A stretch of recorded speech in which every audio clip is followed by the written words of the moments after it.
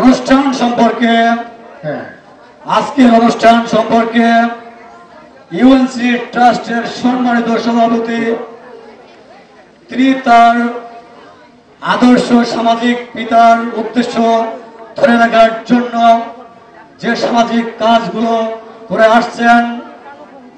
UNC trust একটি পারিবারিক সংগঠন, রিলেটিভদের যে সংগঠন, সেই ইউএনসি ট্রাস্টের সম্মানিত সভাপতি ডক্টর উত্তম চৌধুরী এখন আমাদের উদ্দেশ্যে ইউএস থেকে স্বাগত বক্তব্য রাখবেন। জানাচ্ছি তার বক্তব্য রাখবার জন্য বিনীতভাবে অনুরোধ। ধন্যবাদ সকলকে।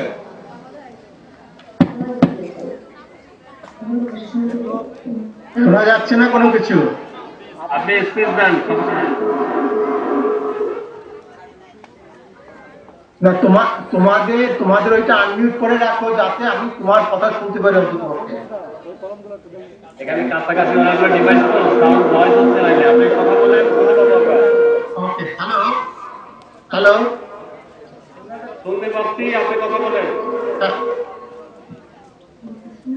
উপস্থিত অতিথিবৃন্দ এবং আমাদের প্রিয় ছাত্রছাত্রীবৃন্দ,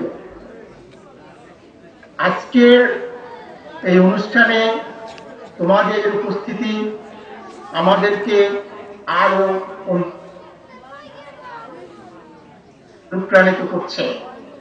আমি আপনাদেরকে আমার শ্রদ্ধা, ভক্তি এবং ছোটদেরকে স্নেহাশীষ জানাচ্ছি।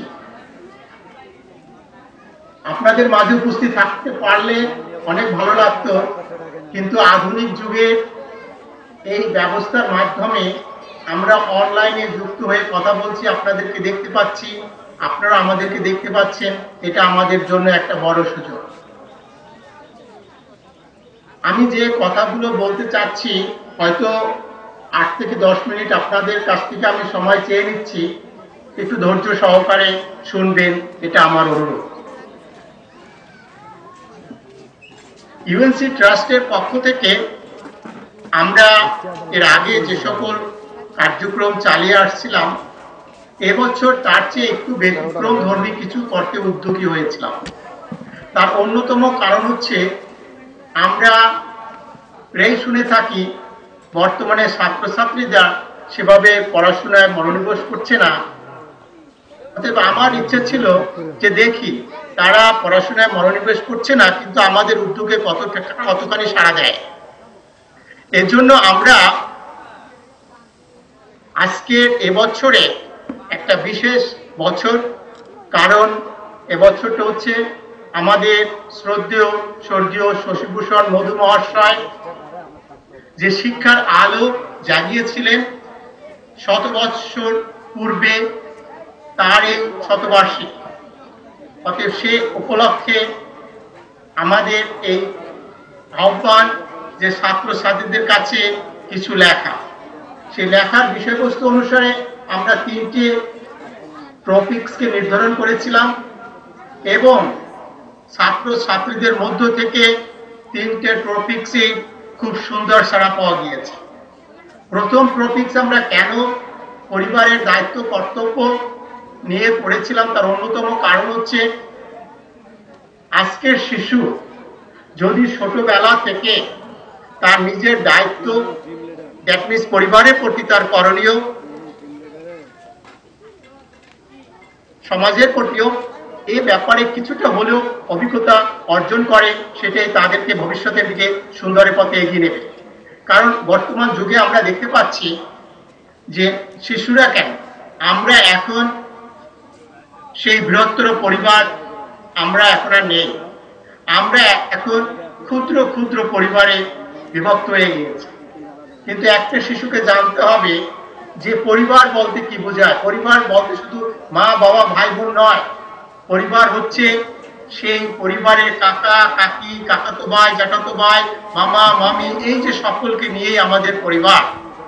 এই বিষয়বস্তুটাকে উদ্বুদ্ধ করা এবং শশীভূষণ মধু মহাশয় যে ত্যাগ, তার সহকর্মীরা যে ত্যাগ করে গেছেন, ওই অঞ্চলে তখন শশীভূষণ মধু মহাশয়ের মতন আর কোনো ভীতু ব্যক্তি ছিলেন না। তিনি যদি আমাদের মতো সংকীর্ণ চিত্তের হতেন, অনেক বড় মাপে মানুষ ওইভাবে হতেন যাতে টাকা ইনকাম করে তিনি সুখী থাকতে পারতেন। কিন্তু সেই ভোগ বিলাস সব ত্যাগ করে মানুষের কর্মের জন্য, মানুষের সুখের জন্য, মানুষকে আলো দেখানোর জন্য তার সহকর্মীদের নিয়ে তিনি অগাধ পরিশ্রম করেছেন। আজকের শিশু সেটা জানা দরকার, সমাজের জন্য কিছু করার। শুধু এটা নয় আমরা পড়াশোনা করে সার্টিফিকেট পাবো এবং জীবনে চাকরি করব, ভালো থাকবো। সমাজকে কিছু দেওয়া উচিত।